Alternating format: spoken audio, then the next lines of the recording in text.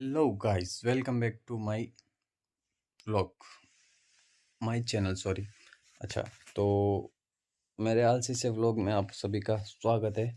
मैं आपको आज बता ही रहा था, लास्ट वीडियो में भी बताया था देसी और विदेशी नस्लों के बारे में, तो मैं आपको वापस बता रहा हूँ। गाय रखनी चाहिए, गायों को पालना चाहिए, गाय का दूध बहुत अच्छा होता है। विदेशी नस्ल तो दूध, वो मतलब क्या बोलते हैं, जो दूध का वो डेयरी फार्म होता है उनमें रखते हैं विदेशी नस्ल का इतना कोई महत्व नहीं होता। तो गाय आपको गाय गाय भी मतलब खेती से नहीं होता जितना आप गाय से कमा सकते हैं उत्पादन, मतलब ये जो आय आय प्राप्त करते हैं, आय जो देसी गायों से विदेशी गायों से आय प्राप्त कर सकते हैं, जो जितना खेती से नहीं कर सकते उतना खेती भी करते हैं। ठीक है गाय, खेती भी करते ही हैं।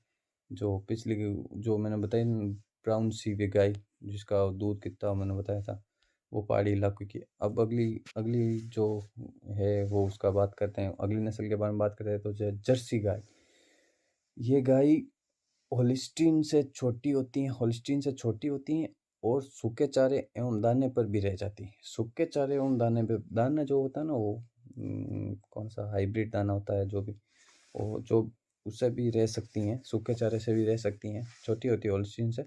इनका प्रजनन काफ़ी आसान होता है, ये 2 वर्ष की उम्र में 22 किलो जाती हैं। और ये होलिस्टीन से दूध तो कम देती हैं, लेकिन इसके दूध में चिकनाई होलिस्टीन के दूध से अधिक होती है। चिकनाई होती है, जो दूध की चिकनाई होती है, होलिस्टीन दूध से अधिक होती है।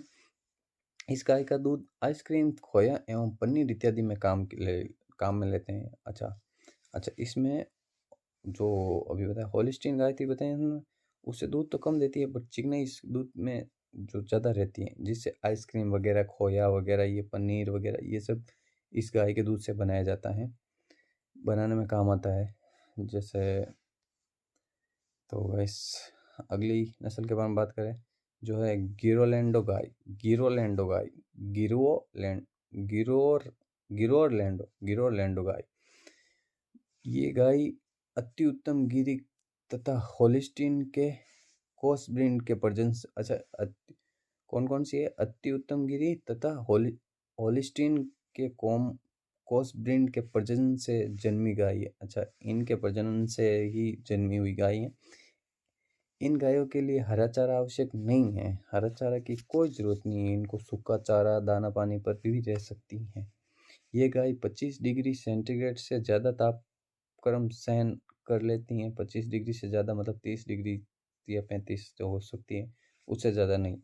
30 मतलब 25 कर सकती है, 25 से भी ज़्यादा कर सकती है। ये गाय आसानी से ज्ञापन हो जाती हैं। अच्छा, आसानी से मतलब हो जाती हैं। आने वाले समय में इस गाय का महत्व बढ़ेगा, क्योंकि तापमान अच्छे से सहन कर सकती हैं। और अच्छा, हरा चारा नहीं मिलने पर भी ये गाय दूध उत्पादन कर सकती है, हरा चारा नहीं मिलने पर भी ये गाय दूध उत्पादन कर सकती है ना, इसीलिए।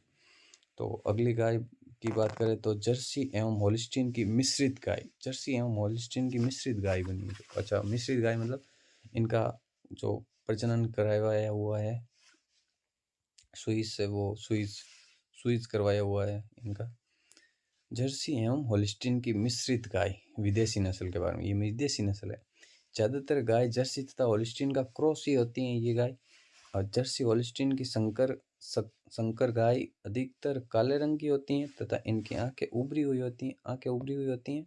जर्सी एवं होलिस्टीन गाय अधिक चिकनाई वाला दूध देती है, जैसे ये पनीर वगैरह मैंने बताया था ना अभी, पिछली नस्ल का वो होती है, अधिक चिकनाई वाला दूध देती हैं। तथा होलिस्टीन के मुकाबले कम बीमार पड़ती है। होलिस्टीन गाय के मुकाबले में मिश्रित गाय है ना, इसलिए उनके मुकाबले में कम बीमार पड़ती हैं और मजबूत पैरों वाली होती हैं, पैर मजबूत होते हैं। अच्छा, पैरों पे खड़ा रहना भी होता है ना। इनका प्रजनन होलिस्टीन से आसान है। अच्छा, होलिस्टीन से भी आसान है इनका प्रजनन। वाह यार, होलिस्टीन और ये जर्सी की मिश्रित गाय है, और होलिस्टीन से भी आसान प्रजनन है इनका। गाय होलिस्टीन से छोटी है। अच्छा, गाय प्रजनन में वही मिश्रित है ना, इसीलिए होलिस्टीन से भी छोटी गाय है। तो अगली नस्ल के बारे में बात करें तो फ्रिसवाल गाय। फ्रिसवाल गाय की उत्पत्ति साहीवाल होल्स्टीन से क्रॉस कराकर 1992 में हुई। फ्रिसवाल गाय की उत्पत्ति हुई 1992 में हुई थी फ्रिसवाल गाय की क्या उत्पत्ति। इनमें 15 लीटर दूध देने की क्षमता होती है। ये गाय गर्मी कम मांगती है।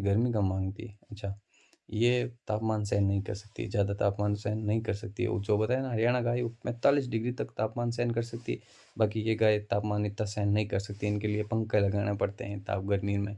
अपने यहाँ राजस्थान में तो बिल्कुल ही नहीं पाल सकते हैं, इनका पालन नहीं कर सकते हैं, क्योंकि यहाँ पे गर्मी, राजस्थान में तो बहुत गर्मी, सबसे ज़्यादा राजस्थान में गर्मी पड़ती है। तो इनमें गर्मी कम मांगती थी। इनमें प्रेगनेंसी संबंधी समस्या नहीं है, प्रेगनेंसी की समस्या तो है ही नहीं। यह एक ब्यात 4000 लीटर दूध देती है, एक ब्यात में 4000 लीटर दूध देती है। अगली नस्ल गाय के बारे में बात करें तो करण शिवस गाय, इसको तो चेहरा भी बहुत अलग है। इस गाय की उत्पत्ति साहीवाल तथा ब्राउन स्विच से हुई। ये गाय 15 से 20 किलोग्राम दूध देती है प्रतिदिन का। ये गाय गर्मी को सहन करने की क्षमता रखती हैं, ज़्यादा गर्मी का सहन नहीं रखती है, मतलब कम, ठीक ठाक गर्मी को सहन करने की क्षमता रखती हैं। इसमें प्रजनन संबंधित समस्याएं कम रहती हैं। चलो गाइस, अगली नस्ल के बारे में बात करें तो करण फ्रिस, जो मेन इम्पोर्टेंट थी वो तो मैंने आपको विस्तार में बताया था। ये जो ठीक ठाक है, प्रजनन से बनी हुई गाय हैं, एक दो से मिश्रित गाय करण फिश के बारे में बात करें तो करण फिश गाय के बारे में बात करें, इसकी उत्पत्ति करनाल में हुई थी। और यह होस्टिंग और थारपारकर का सर्वोदन पैदा हुई है। ये होस्टिन और थारपार के दोनों का मिश्रित है। इसकी उत्पत्ति सन 2000 के करीब हुई और ये संकर गायों में एक अच्छी गाय है तथा इस गाय में प्रजनन की क्या सा गेस्ट आ रहा है, ठीक है गाइस, 2000 के करीब हुई थी। यह संकर गायों में एक अच्छी गाय मानी जाती है तथा इस गाय में प्रजनन समस्या नहीं है और ये गर्मी को भी सहन कम करती है, गर्मी को सहन कर सकती हैं, ज़्यादा ऐसा नहीं है। होल्स्टॉन से भी ज़्यादा गर्मी सहन कर सकती हैं। भारतवर्ष में ब्राउन स्विस, जर्सी, रेंडेन तथा होल्स्टीन गायों के सीमेन, साहिवाल, राठी, गिरी और आदि को क्रॉस कर ऐसी गाय की कल्पना की गई जिससे कि दूध देने की क्षमता बढ़ जाए तथा उनके बैल खेती में भी काम कर सके बैल और कर सके, परंतु खेती यांत्रिकीकरण से बैलों का कोई महत्व नहीं रहा। खेती का यांत्रिकीकरण अभी मतलब बहुत आ गए हैं, तो इनका बैलों का कोई महत्व नहीं रहा, क्योंकि खेती के प्रति बहुत ट्रैक्टर वगैरह कुछ भी लो तो खेती के लिए सब आ चुके हैं अभी तो, मतलब ये यांत्रिकीकरण सब आ गए हैं। यांत्रिकरण बैलों में कोई महत्व नहीं रहा तथा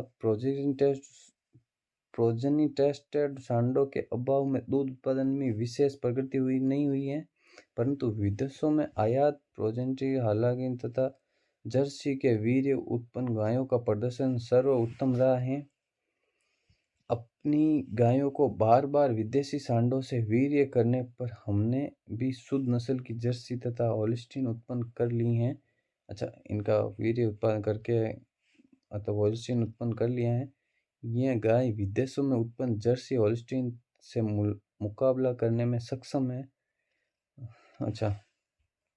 होल्स्टीन के बारे में मुकाबला करने में सक्षम है। होल्स्टीन गाय है जो सबसे ज़्यादा दूध देती हैं, उनका भी मुकाबला करने में सक्षम हो चुकी हैं। आजकल 40 से 50 लीटर दूध प्रतिदिन पैदा करने वाली गायें निरंतर बढ़ती जा रही है। प्रतिदिन का 40 से 50 लीटर दूध देने वाली प्रतिदिन गायें पैदा करने के लिए और निरंतर बढ़ती जा रही हैं इनकी पैदावार गायों की। इसमें अब बच्चियां पैदा होने वाली A2 वीर्य का प्रयोग हो रहा है। ओनली बच्चियां जो पैदा हो उसका A2 वीर्य का प्रयोग किया जा रहा है, क्योंकि बैल अपना कोई काम ही नहीं रहा, तो ये A2 वीर्य बना रहे हैं, प्रयोग हो रहा है। अब संकर गायों का प्रचलन समाप्त हो रहा है, तो इनका भी वही हो रहा है हाल कि जो बोलते हैं ना, हो रहा है अभी। तो चलो गाइस, मिलते हैं अपन नेक्स्ट व्लॉग में। तो आप चैनल में नए हो तो चैनल को लाइक, सब्सक्राइब एंड शेयर ज़रूर कर देना। तब तक के लिए बाय बाय। बेल आइकन दबा देना। Like video share. Bye bye guys, love you.